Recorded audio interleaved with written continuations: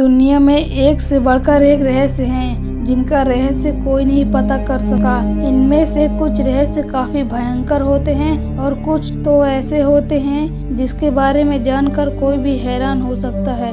दोस्तों, आज की इस वीडियो में हम आपको एक ऐसे इंसान के बारे में बताएंगे जिसके एक ही सिर पर दो चेहरे हैं। तो चलिए वीडियो शुरू करते हैं।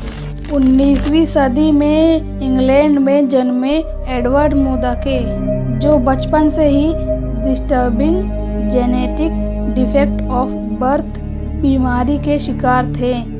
बचपन से ही उनके सिर पर दो चेहरे थे, एक आगे और दूसरा पीछे। एडवर्ड अपने इस दोनों चेहरे की वजह से दुनिया भर में मशहूर थे। एक चेहरा सोता तो दूसरा जागता। एडवर्ड के लिए उनका दूसरा चेहरा किसी मुसीबत से कम नहीं था। कहा जाता है कि एडवर्ड जब भी सोने की कोशिश करते तो उनका दूसरा चेहरा जाग जाता था और वह दूसरा चेहरा रात भर फुसफुसाता रहता था। इस वजह से एडवर्ड को सोने में काफ़ी परेशानी होती थी और इसके चलते एडवर्ड कई दिनों तक ठीक से नहीं सो पाते थे। सिर के पीछे वाला चेहरा लड़की जैसा। बताया जाता है कि एडवर्ड के सिर के पीछे वाला चेहरा लड़की जैसा था।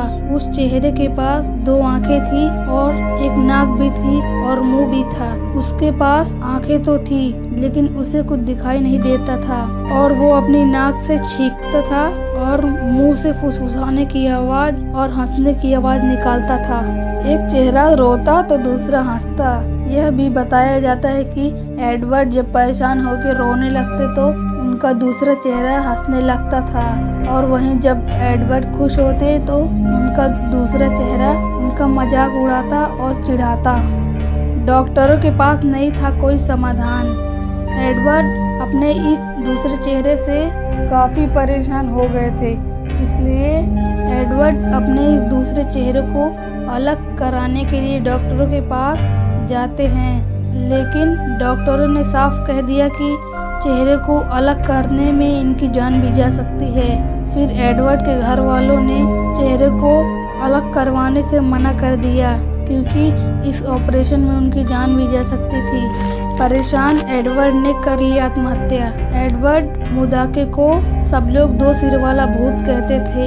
एडवर्ड अपने इस दूसरे चेहरे से और लोगों की बातों से तंग आ चुके थे। घर वालों ने भी दूसरा चेहरा अलग करवाने से मना कर दिया। इसी कारण से एडवर्ड ने महज 23 साल की उम्र में आत्महत्या कर ली।